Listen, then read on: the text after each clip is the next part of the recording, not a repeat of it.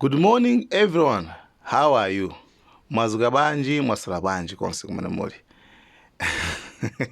Wangomvanya chumango zaudi, that's Samuel Arwa. Anyway, Samuel Arwa, afio uliogwe. And Zingabo, Zoyankola. Guys, thank you so much. Kuma akuti ujayo. My name is a president. Yohara Pedro akuti. That's... Yes, comrades, good morning and how are you? To the capital city.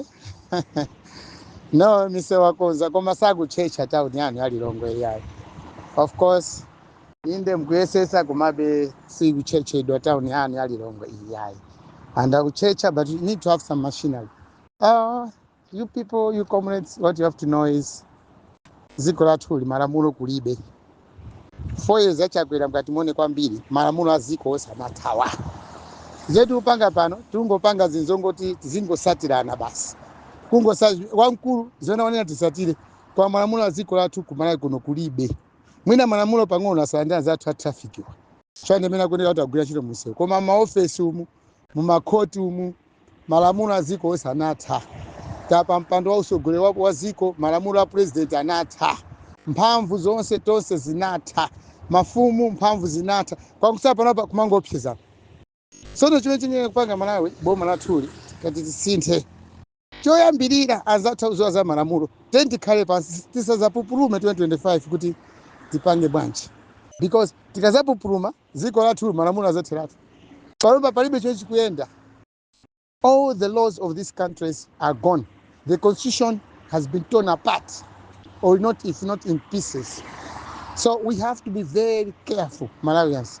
And Kampanga, when we say we are going into elections, we should choose a government that is going to change things. I'm speaking this from my experience. Maramulo Zikola Malawi kulibe. That's why even Aboma and INC akangolamba ndale amakhawa kuba. Sama mangidwanso ya. Kaya kumakoti wina ukalakwa mafaro yako amatano amatakusowesera. Kukoti komweko mafero amuntu amatakusowa. Chigamulo chapangidwa koma wina kuba Maramulo akusowesa chigamulo chija nkusowesa. Either judge or clerk. So Zikola parapera fika hapa. That's why sisi kutukuka. Tikukamba za chitukuko koma tupanga chitukuko chopanda Maramulo. Just imagine a president, the whole state president, kuna maboza, kapena kuna mizigo. Kuti kunja akumanga nyumba, kunja akumanga miseo, kunja akumanga zipatara. Pamene on the ground there's nothing. And what I'm trying to say is true. Mwana karata yomera mbedo alimba chief secretary to the president Kabe calling Zamba. Alimba karata kunena kuti afuna antayende monso. Zimene zinakabida msona zija, zikasimikizidwe kuti kodi nzoona kapena. Just imagine. Why not can the president use his powers? Agree Nchito Maramulo and Nchito wake. Reshuffle. Cabinet reshuffle of the people or the cabinet ministers involved. Even the officers involved. Kwa muti basi tikaone Nchito. Tazi wakari kumana kuna kuti zitukuo kulibe. Kulibe chitukuo kumana kunoko.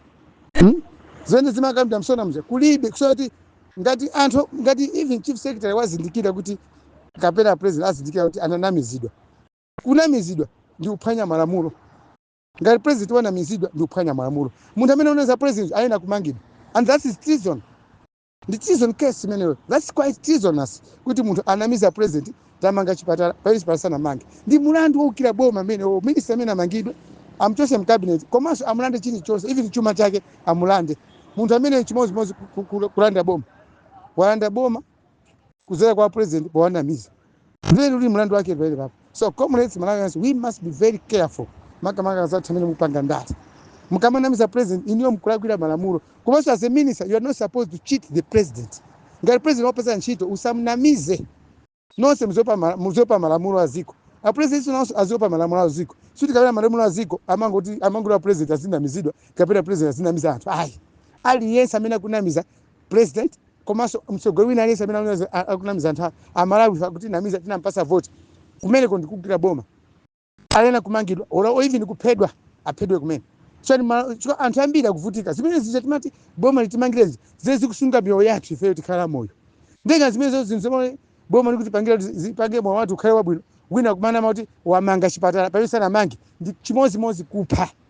So Malawi panopa tere tikampira uzisankho aliyense pale kaganizire kodi munthu amene tikumusankhayi akwaziwa Maramulo aziko akasatira sazonamiza president amene iyi tendiziwe koma panopa kumalawi kuno boma lathu lilibe malamulo and no one is enforcing these laws. Ndeni kudula kwa zinthu aliyense angopanga zinoti akaje paiba pake kuba kwachuluka. Comrades, this is my message today. Thank you and good morning.